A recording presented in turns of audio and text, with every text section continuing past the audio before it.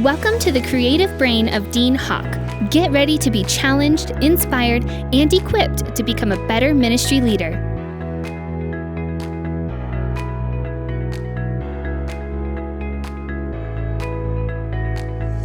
Hey, this is Dean Hawk. Thanks so much for joining us in this month's Leadership Podcast. I'm really excited because today, if you're not watching on video, on audio, I've got my beautiful wife, Kim, here. Welcome, Kim. Hello. Thanks for having me.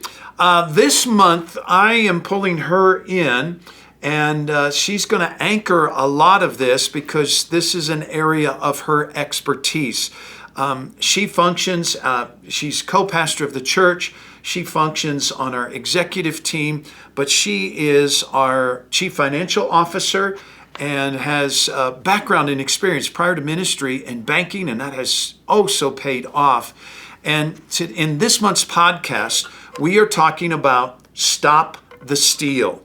You say, what are you talking about? We're talking about creating the checks and balances, the oversight to prevent the misuse of finances in the local church. I want to say, though, although it sounds great, oh my gosh, he's got a spouse who's done banking and all of that, I will say that a lot of this that I'm going to talk about, it comes with its own challenges in that how could that be perceived maybe by people within the church? Great. One guy does all the preaching and she does all the money. That sounds a little, right? Convenient. Right? So there are a lot, that's one of the reasons I think we've tried to be super careful, and some of these things that I will address will be based on actually that premise, but it's that since the church has grown, it's really, these checks and balances have been good. So hopefully you have somebody you trust. But here's what I'm going to tell you I have heard over and over again for almost 40 years of ministry. The misuse, the abuse of donated funds, of church funds, of everything from pastors having open expense accounts and they do and choose and buy personal things, ministry things. There's no oversight or accountability. As far as pastors opening credit cards, no checks and balances on what they spend. I've heard years and years ago when I was traveling that this was ingenious, but the woman that was over writing all the checks, the pastor would sign a check for the missionary, and so he had that, and he would sign a check for the missionary check going out that month. Well, what she would do is they had multiple missionaries, is she would rotate the missionary and they wouldn't get a check that month. And then she would destroy that check, write another check, and use the pastor's stamp, his signature, to write a check for the exact same amount to her. Well, the missionary missed a month. They didn't say, hey, where's my check? And so she had stolen over $100,000. And so there's all kinds of things that have happened. So what I'm going to turn Kim loose is we're just going to go through a couple areas. Don't tune us out. Maybe share this podcast with your finance department. But let's talk first and foremost about the first thing that happens is money's coming in, the offerings. What do we do to handle that securely and accountability-wise? So we have adjusted, maybe some of you have and haven't, we have offering boxes. So we don't actually pass the bucket like we did for years and years.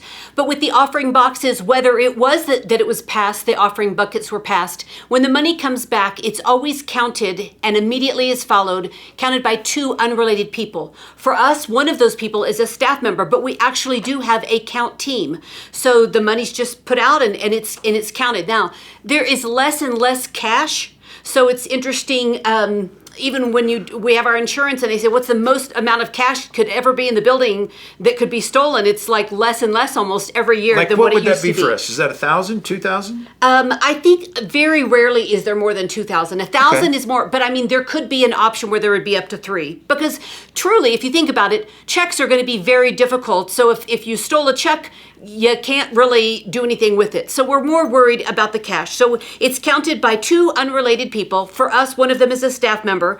Let me interject there. And it's in a secure room that has security cameras. Right. There's cameras all over our building that we could pull up. But even if you don't have that, at a minimum, have it in your count room. And it is in a location where most people, almost nobody knows where that is. So we have also on occasion had to put it and not take it right to the bank that day. Usually after a service, for us at Sunday afternoons, it's taken, just the cash at least, is taken into the bank deposit.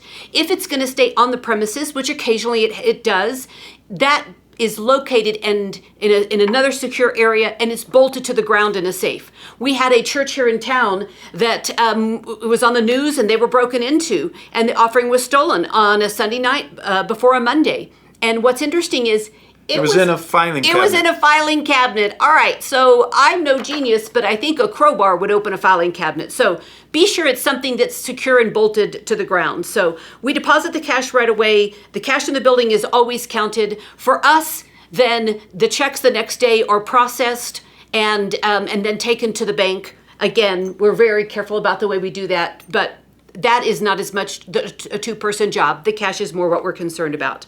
All monies are collected from the offering boxes, again, by two unrelated people. Not one person goes to the offering box. This sounds like a gimme. Surely everyone understands this, but don't do it during a high traffic time of your lobbies. So. Right. And what we have, when we call offering boxes, some people have them bolted to the wall at the back of their auditorium or maybe in their lobby. We went to Displays to Go, and it's actually a tall, self-standing ballot box that we converted for our offering use. You would be hard-pressed to pick one of those up and carry them away, and they're in high-traffic visible areas.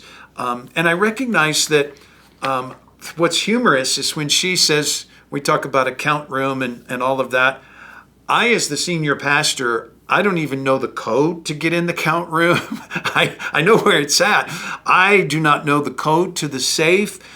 We've got checks and balances there, but I realize that some of you are listening. You are the senior pastor, you are the CFO, you are the accountant, and you're doing all of this. And that's where I want to jump in to some of the use of the finances, of how can you as a pastor protect yourself from a false accusation. Right. That, and it's just the checks and balances to stop the steal from a staff member or keep you honest or keep your integrity held at a level. So let's talk about cash. The petty cash can be we need petty cash, not as much, but so we keep only $500, and we really don't even go through it too often. But that is for us to reimburse expenses, and for us, our limit is $50. If it's less than $50 and someone had it, otherwise we write a check to them. But that just keeps us from writing a $20 check. Where would our staff use petty cash, or church members, or what is that? It's not often our staff members, because most of our staff, well, I say most, our department heads have a corporate credit card. This would be for something other than that. Let's say Craigslist. Someone wants to go buy something on Craigslist. We require them to print out the ad.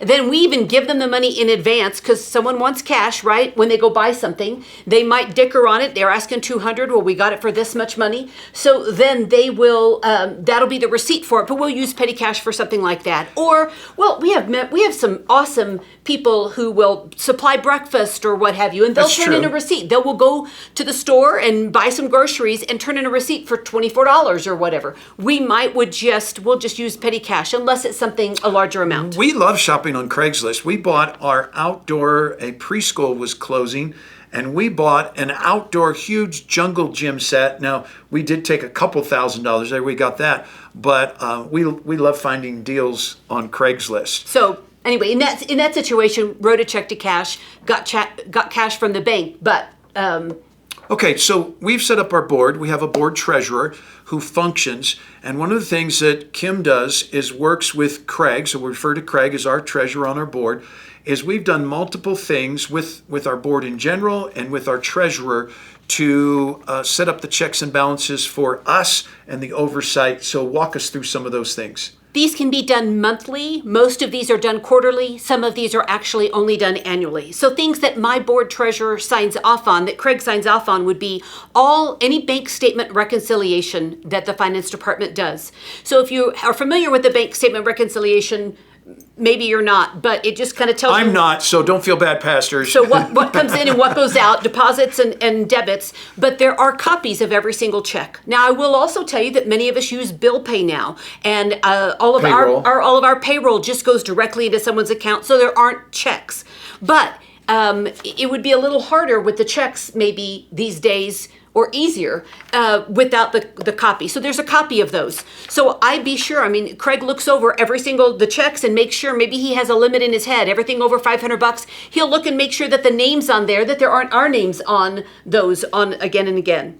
Any checks other than payroll, which payroll again aren't checks, they're automatically deposited. Any checks that we write to, or that the finance department writes to us. For instance, like, let's say they are reimbursing us for something, because we have done where we've pulled out of our personal bank account over the weekend, yeah? We bought something on Craigslist, or I purchased something for the church, and I thought I was using the church card, and I used my personal card. You know, it was Right. $100, and I needed to be reimbursed. Well, one of the things I know she does do is she will even email Craig in advance, not just waiting for him to catch it there, and say, hey, Dean misused, he used our personal card. I am writing a check. Just want it, you'll see it in the But he actually, statement. I actually pull him aside. So any checks written to us, if Okay. we were to go to a conference and there's a per diem that we write to us, any checks to us Okay. that we write that are other than payroll, even if it is a reimbursement, I tell him why, but I be sure and pull them out so that he can look through and sign off on those. That we do a payroll summary report. So I do this annually, but that way, not only does the board set our salary, but they see that that's what we took. So the annual salary report, I do that. I also do it for any family members of Dean's and mine that work for the ministry. So we think that anyone that has the last name of Hawk, or if you were to have or a is related to us. son-in-law, daughter-in-law, or cousin, or whatever, right? So we have them look at the salary report for each of those people. Then the other thing is we have corporate credit cards. So Dean has one and I have one, but any family member that has one, again, he has to put his initials every single month on those corporate credit And card he reports. is reviewing every purchase, because my goal is I want to be able to stand with confidence and say, it'd be very, very hard. Now, you can always beat the system, Right. but it'd be very, very hard for us to cheat or steal. Not that we want to, but I got to throw this out. One pastor I know of, this came out in the last couple of years, he had Free Willy of the church credit card. Not a board member approved it, saw it. They didn't know what he spent it on. They just saw the credit card bill this month was $10,000. Credit card bill this month was $9,000. So the board signs off on that, but he also sees what our housing allowance is. Now, I will say that at our annual board meeting, the entire board votes and does, which everyone probably knows this, they have to sign off on your housing allowance. The thing you may not know is that anyone else that receives a housing allowance, of course, also has to be signed off on, but you can designate a person. We found it important, and so I am designated to sign off on the other ministers, licensed and ordained ministers on staff. That makes it a lot easier, because things do come up in the middle of the year. It might not be the same in January for them. If they were to buy a house or whatever, you don't Right. have to go back and have a board meeting. I can sign off on something. We tell them no more than one time a year. Can you do that? But Okay. we certainly allow that. So the other thing is our entire board gets a quarterly profit and loss statement, which is budget versus actual, so that they can kind of see how we are. Otherwise, if you wait a whole year, what a big surprise. Now, for us, they don't really want to see that monthly. They're good with that quarterly. I would suggest that you ask your board how involved they want to be on that. So now, Then talk about credit cards. all right, our credit cards. We have about, I think there's 9 people maybe on staff that have credit cards. They're all reviewed by somebody. Not only just Describe that. Well, not only just to make sure that they aren't stealing or misusing, but we've had people misuse them and buy dog food and all kinds of stuff that wasn't related. We don't have have that on staff. I got to share one because it just keeps it real. Here's where a staff member might justify something. A staff member was going to the grocery store and they're buying, we were seeing on a weekly basis that they're spending about $70 to $90 a week. Nothing large, but they're buying groceries. And we said, the person over them said, hey, what is this for? We see you're doing this. Well, I'm having team members over from their department. They were having them over. Well, when the manager, team lead pressed a little bit, who are you having over and how many people? They were having over 4 to 5 Friday nights in a row, the same family with the same kids, and it was feeding their family, and then there was some misuse. And that's having your friends over. That's not a church expense. Right. That's a friend expense. Right. Right. And it may still be someone who works in your department. So we have department heads who look at everyone. So I review two, I think, credit card reports, and then they review the others. And sometimes it's not that it's misuse, it's just that it's not being categorized accurately. So we always check on that. I want to jump in. That's something that's huge that helps us is to know what it's for. Describe what we use with Expensify and how they fill that out so that we know what this charge was for, who they were with. Well, they just categorize every single one. It always goes to something in a chart of accounts. Well, they might not know about Expensify. So I think we've talked before on a podcast, but maybe not. So Expensify is something that we use that they can get as an app on their phone. It's about $10 a person, maybe 12, that has a credit card. And you can just take a picture of the receipt, and then it automatically syncs in for my QuickBooks so that all of my chart of accounts are on there. And they just click and go, this is the correct chart of accounts. And I only give them access to the ones that they would need. So that happens. And then there's a place for a description. So if I go to coffee with someone, even I do this. I hit that what type of an expense it is and where it goes, but under my description, I even say the person's name. Then I can crumple up that receipt. That's the big thing. And throw it away. Not tracking down a bunch of people. I can't find the receipt, and I will admit I would lose receipts, and now the first thing I do is I just click it and categorize it. The other thing that we have heard, and I've heard about it with two different companies, you know how you get in the mail all of those credit card applications. This is all, we're already pre-approved and all of that. We personally get them. The church also gets those, and I found that two other churches that I know of, decent-sized churches too, they had employees that went and filled those out on behalf of the church. The church didn't know. So I was trying to think, well, how do you be careful of that? So I'm having someone look this down now, but I believe there is a TransUnion and the different credit card companies, the different credit check and credit reporting companies that you can actually pull something up, which would be great. That would show me if I did that twice a year or something. Especially of your finance department people. Right. That would show me whether or not there was a credit card on there that I didn't know about. But if there's a credit card on there, then that means they've got to be paying it from someplace. Heard of another church that they went and somebody opened up at a different bank. So you don't even know if you're not getting all the bank statement reconciliations. Because you didn't know that account existed. Exactly. But maybe that happened. Just remember that a bank's pretty careful. You're going to have articles of incorporation, maybe bylaws, and it's going to have to be an officer of the company. So be very careful who your officers are. Who you choose to give that authority to. Right. So, a few things. Try to keep the salaries and benefits.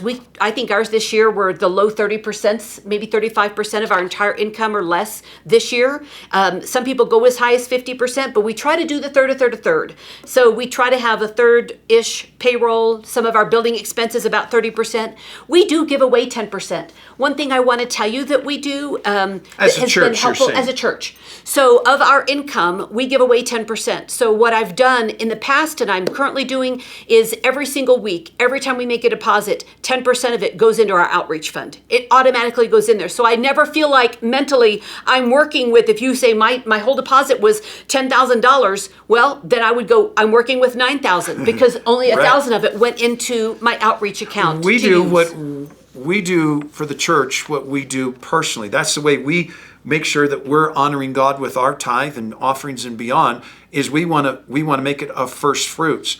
And so our missions, what I would say our big picture missions, is local outreach, helping local people, assisting members with needs and physical needs that they might have. We support several national ministries, and then our international missionaries that we support all comes out of that one fund. It's just easier when it's already in another account, and that's just something that you might want to suggest or consider. Two more things and then we're done. We set our operating budget based on just our tithes and offerings from the previous year. So 2021's budget was set on actually what was brought in, not building fund, not someone who gave to Dare to Care, not someone who PPP. gave to missions, not our PPP, none of that. It was set on our income from our tithes and offerings from the previous year. Just a suggestion. And then the last thing is we have an agreed amount upon with the board. If we were to spend more than a certain amount of money, it's going to increase as the church grows and as your income grows. But you may have something as little as $1,500, you may have $10,000, or you may have $50,000. But there probably should be some sort of limit that you set with the board, so that if you as the lead pastor spend more than that money on either a combined project, or Sure. an individual purchase, which might be a piece of equipment or furniture or whatever. We do that as well if we were to sell something, a large asset. The board is aware of that. I try to be careful so that I don't overdo it with the board, but give them enough information that they feel like they're involved. So hopefully these things have helped you. If nothing else, they've just jogged your memory a little bit, or that's good, but I can check on that. So Here's what I like to do is, two things. I want to jump in one thought. I would be extremely careful about having a signature stamp. It's a little bit old school, but that is not something. I would rather have another authority figure. So on our accounts, Kim and I are authorized to sign checks, and then we've got 2 or 3 of the board members are authorized. but no other staff is. But no other staff is authorized. So if we're out of town on vacation, we're either making sure bills are getting paid and signed, or a board member. or They a have board- to call a board member and they come and sign a board them. member comes in, and it's just a safety net. Every time I sign checks, there is behind it, the person brings what it's being spent for. I don't sign that many checks. I don't even know that I signed 20 in a month because so much stuff is automated, right? But even if you have to sign them, I'm just going to tell you, it's going to be worth those few minutes doing that and not having that stamp. Sure. And so I didn't ask her permission, but I'm going to go ahead and do it. Kim's email is her first initial, the letter K, and then her last name, KHAWK, at rockfamilychurch.com. And that is the key to pretty much all of our staff, is first initial, last name, at rockfamilychurch.com. I'd be glad to share any information or whatever. Give the church a call. We'd be glad to help you out. Share any information that we can to stop the steal at your church, help you function on a high level of integrity. Amen. And so we wish you guys the best. Check out deanhawk.com. We're always releasing my latest sermon series that will be made available to you as we complete them. We post them. And so please share this with your team. Share this with your board members. Share this with anyone, other pastors that you feel it would be beneficial to them. We love you guys. God bless you. Email me, dean@rockfamilychurch.com. If you have any questions, I'd be glad to answer them as well. Thank you for listening and watching. Thank you for joining us today. For a free sermon series and teaching outlines by Pastor Dean, visit us at deanhawk.com. Be sure and join us next month as we continue our growth on leadership.